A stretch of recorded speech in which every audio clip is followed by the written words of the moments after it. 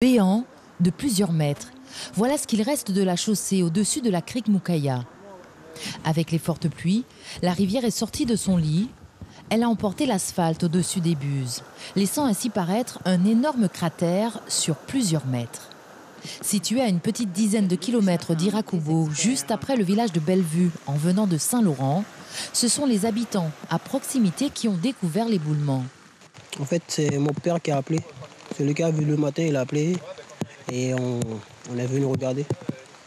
Les services de la Direction générale des territoires et de la mer, en charge de la gestion des routes nationales, ont établi des expertises dès le milieu de la matinée afin de trouver des solutions alternatives pour réduire les impacts sur les usagers. Mais en attendant, certains automobilistes sont désabusés. Maintenant, c'est chez moi en fait. Vous allez faire comment alors? Je sais pas. Non, je ne sais pas là où je dois, ce que je dois faire là. Soit retourner à Kubo pour déposer ma voiture après pour aller à Saint-Laurent. Les pluies persistent et les effondrements se poursuivent, grignotant à chaque fois un peu plus la chaussée. Une nouvelle consigne est donnée aux forces de l'ordre en charge de la sécurité des usagers.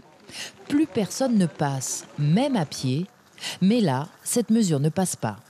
Pendant combien de temps qu'on doit patienter? Je ne sais pas. Vous ne savez pas. Vous savez pas, mais les gens qui ont des avions à prendre. Je suis complètement embêté parce que là, j'ai un avion à prendre. J'ai un problème au pied depuis ma naissance.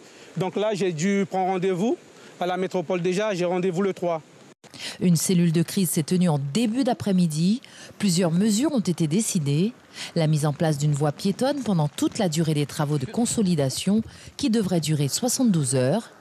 Les travaux de réfection, eux, devraient durer 3 semaines pour un coût total de 150 000 €.